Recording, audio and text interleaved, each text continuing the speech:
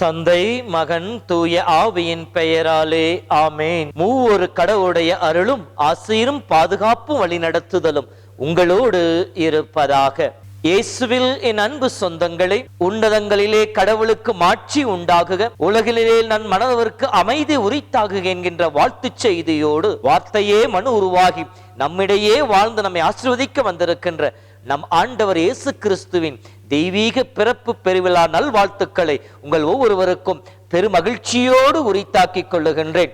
கிறிஸ்து தம் பிறப்பின் வழியாய் கொண்டு வந்த மீட்பின் ஆசீராகிய அமைதியும் மகிழ்ச்சியும் நம்பிக்கையும் ஒளியும் நம் வாழ்வில் என்றும் நிலைத்திருக்க, உங்கள் உள்ளத்திலும் வாழ்விலும் என்றும் நிலைத்திருக்க உங்களுக்காக ஜெபிக்கின்றேன்.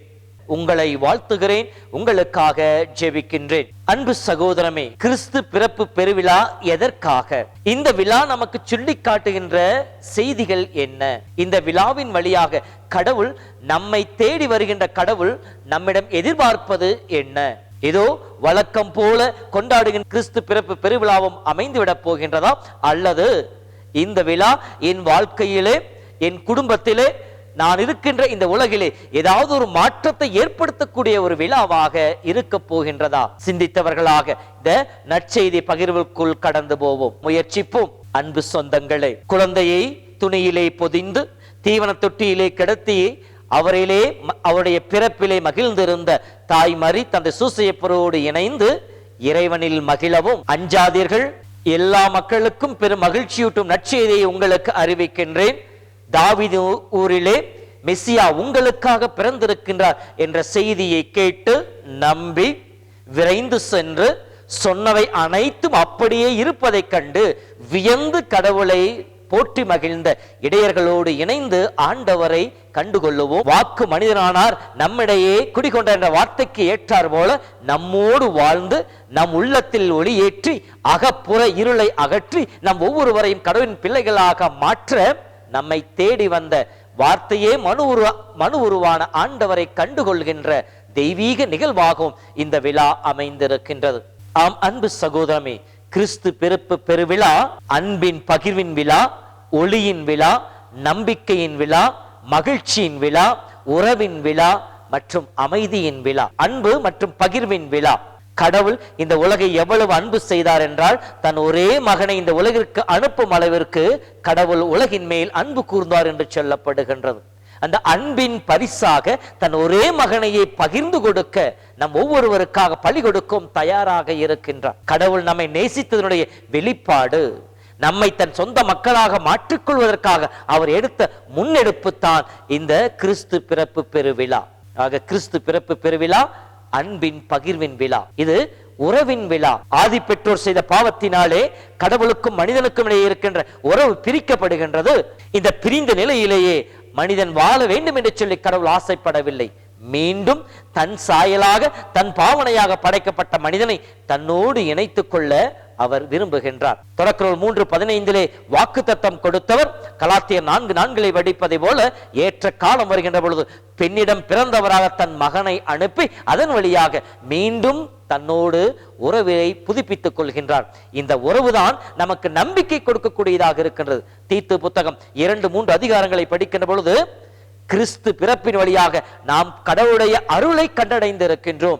இந்த அருளின் வழியாக கடவுளுக்கு ஏற்புடைய மக்களாக மாற்றப்பட்டு நிலை வாழ்வுக்கு சொந்தக்காரர்களாக மாறுவோம் என்கின்ற நம்பிக்கை கொடுக்கக்கூடிய விழாவாகவும் இந்த விழா அமைந்திருக்கின்றது. இந்த நம்பிக்கை நமக்கு மகிழ்ச்சியை தருகின்றது. பல்வேறு விதமான போராட்டங்களிலும் இருளிலும் இறப்பிலும் வாழ்ந்து கொண்டிருக்கின்ற மனித இனங்களுக்கு, நம்மை சூழ்ந்து கிடக்கிற எல்லாவற்றையும் பார்த்து பயந்து கலங்கி போய் நின்று கொண்டிருக்கின்ற உள்ளங்களுக்கு கடவுளே அவருடைய மகிழ்ச்சியை மிகுதிப்படுத்துவதாகவும் கடவுள் முன்னால் அவர்களை அகமகிழ்கின்ற மக்களாகவும் கலிகூறுகின்ற மக்களாகவும் மாற்றுவார் என்று சொன்ன வார்த்தைக்கு ஏற்றார் போலும் லூக்கா புத்தகம் 1 படிப்பதை போல எல்லா மக்களுக்கும் மகிழ்ச்சியூட்டுகின்ற மாபெரும் நற்செய்தி உங்களுக்கு அறிவிக்க என்று சொல்லி இயேசுவின் பிறப்பு விழா எல்லா மக்களுக்கும் மகிழ்ச்சியூட்டுகின்ற ஒரு நற்செய்தியாக இந்த விழா அமைந்திருக்கும் என்பதையும் சுட்டி காட்டுகின்றது. இந்த மகிழ்ச்சியின் விழா நம் ஒவ்வொருவருக்கும் அமைதி ஏற்படுத்தக்கூடியதாக இருக்கின்றது. எசாயா 9:6 பிறக்கின்ற அந்த குழந்தை அமைதியின் அரசர் என்று அழைக்கப்படும் என்று சொல்லி முன்னறிவிக்கின்றார். இயேசு பிறந்த பொழுது லூக்கா புத்தகம் 2:15 பூவுலகில் நல்மனதவருக்கு அமைதி உண்டாகட்டும் என்று சொல்லி தூதர்கள் வழியாக வாழ்த்தை தெரிவிக்கின்றார். இயேசுவின் பிறப்பு விழா அமைதியை கொண்டு வந்தது, அமைதியை கொடுக்கக்கூடியதாக இருக்கின்றது. கிறிஸ்து பிறப்பு விழா ஒளியின் விழா. எசையா புத்தகம் 9:2 படிக்கின்ற பொழுது காரில் நடந்து வந்த மக்கள் பேரொளியை கண்டார்கள், சாவின் நிழல் படும் நாட்டிலே வாழ்வோர் மேல் ஒளி உதித்திருக்கின்ற வார்த்தைக்கு ஏற்றார் போலும். யோவான் புத்தகம் 1:4-5 படிக்கின்ற பொழுது அவரிடம் வாழ்வு இருந்தது, அவ்வாழ்வு ஒளியாக இருந்தது, அந்த ஒளி மனிதர்கள் மேல் ஒளிர்ந்தது என்ற வார்த்தைக்கு ஏற்றார் போல நம் வாழ்விலை ஒளியேற்ற இயேசு ஒளியாக நம்மை தேடி வந்திருக்கின்றார். எனவேதான் யோவான் புத்தகம் 8:12 சொல்லுகின்ற பொழுது உலகிற்கு ஒளி நானே என்று சொல்லி தன்னை வெளிப்படுத்துவதாக இருக்கின்றது. இந்த ஒளியின் அருகிலே நாம் வருகின்ற பொழுது நாமும் ஒளியேற்றப்பட்ட மக்களாக மாறுவோம். இப்படி இயேசு வாழ்ந்த பொழுது அவரை தேடி வந்து அவரால் தொடப்பட்ட மனிதர்கள் அகப்புற இருளிலிருந்து விடுவிக்கப்பட்டார்கள். இந்த ஒளியை கடவுள் நம் உள்ளத்தில் ஏற்ற நம்மை தேடி வந்த விழா தான் கிறிஸ்து பிறப்பு பெருவிழா. இத்தகைய அருள் மிகுந்த விழாவை கொண்டாடுகின்ற பொழுது இந்த விழாவின் மையமாக இருப்பது என்ன என்று சொல்லி சிந்தித்து பார்க்க நாம் ஒவ்வொருவரும் அழைக்கப்பட்டிருக்கின்றோம். இன்றைய நற்செய்தியில் வருகின்ற ஒவ்வொரு மனிதர்களும் கிறிஸ்துவை மையப்படுத்தியவர்களாக வாழ்ந்து கொண்டிருந்தார்கள். அன்னை மரியாள் இயேசுவை உதரத்திலே தாங்கியவர், கரங்களிலே பெற்றெடுத்து அவருடைய பிறப்பிலே மகிழ்ந்திருந்தார். லூக்கா புத்தகம் 1:38 இதோ ஆண்டவருடைய அடிமை, உம் சொற்படி எனக்கு நடக்கட்டும் என்று சொல்லி தூதர் வழியாக கடவுள் கொடுத்த செய்தியை ஏற்றுக்கொண்டு அதற்கு முழுமையாக தன்னை அர்ப்பணித்து வாழ்ந்தவர் மரியா. மத்தேயு நற்செய்தி 12:48-50 படிப்பதை போல, யார் என் தாய், யார் என் சகோதரர், இறை திருவுளத்தை நிறைவேற்றுபவர்களே என் தாயும் சகோதரும் சகோதரியும் ஆவார் என்று சொன்ன இயேசுவின் வாக்கு தத்துவத்தை முழுமையாக ஏற்று வாழ்ந்தவர் தானே. இயேசுவின் வார்த்தைக்கு முழு அர்த்தம் கொடுத்தவர் அன்னை மரியாள் தானே. கிறிஸ்து பிறப்பு பெருவிழாவை கொண்டாடுகிற நாளிலே அன்னை மரியாளை போல இறை திருவுளத்தை தேடி தெளிந்து அதை வாழ்வில் கடைபிடிக்கின்ற மனிதர்களாக நாம் இருக்கின்றோமா? இறை வார்த்தை நம் உள்ளத்தில் ஏற்று அதற்கு உருகொடுக்கின்ற, அதை பெற்றெடுக்கின்ற மனிதர்களாக நாம் இருக்கின்றோமா என்று சொல்லி சிந்தித்து பார்ப்போம். இரண்டாவதாக யோசேப்பு. யோசேப்பு இயேசுவை பாதுகாக்கின்ற பணியை செய்கின்றார். அன்னை மரிக்கு தேவைகளை நிறைவேற்றி இறைமகன் இயேசுவை பெற்றெடுப்பதற்கு உதவி செய்கின்றார். இயேசு பிறந்த பிற்பாடு அந்த மாட்டிடை குடிலிலே தன்னிடம் இருந்த பொருட்களை கொண்டு குளிரை போக்க, அவர் உடலுக்கு பாதுகாப்பை கொடுக்க எல்லா ஏற்பாடுகளையும் செய்திருப்பார். தொடர்ந்து கடவுளுடைய தூதன் வழியாக எச்சரிக்கப்படுகின்ற பொழுது புறத்திலிருந்து வருகின்ற ஆபத்துக்களிலிருந்து ஏரோதின் கைகளிலிருந்து அவரை இயேசு குழந்தை காப்பாற்றுவதற்காக எகிப்திற்கு அவர்களை அழைத்து செல்வது, மீன் எகிப்திலிருந்து நாசரேத்திற்கு வருவது, அவருடைய இளமை பருவத்திலே அவருடைய எல்லா தேவைகள் நிறைவேற்றுவது, தன்னுடைய மகனையும் வளர்த்தெடுப்பது, இப்படி இயேசுவை பாதுகாக்கின்ற, இயேசுவை பராமரிக்கின்ற ஒரு பணியினை யோசேப்பு செய்தார். அதே போல நம்மிலே திருமுழுக்கின் வழியாகவும் அருட்சாதனத்தின் வழியாகவும் நற்கனை வடிவிலும் நம்மிலே வருகின்ற இயேசுவை உண்மையான தயாரிப்போடு நாம் உள்ளத்திலே ஏற்றுக்கொண்டு அந்த ஆண்டவரை மகிமைப்படுத்துகின்ற ஆராதிக்கின்ற மனிதர்களாக நாம் வாழ்ந்து கொண்டிருக்கின்றோமா? நம்மிலே இருக்கின்ற இயேசுவை பாவங்களை தவிர்த்து தவறுகளை விட்டு விலகி அவரை பாதுகாக்கின்ற, அவரை நம் உள்ளத்திலே வைத்து பராமரிக்கின்ற பணியை செய்து கொண்டிருக்கின்றோமா என்று சிந்திக்கவும் இந்த விழா நமக்கு அழைப்பு விடுக்கின்றது. மூன்றாவதாக விண்தூதர்கள் இயேசுவை அறிவித்தது. இடையர்களுக்கு சென்று இயேசு பிறப்பின் செய்தியை அறிவித்தது.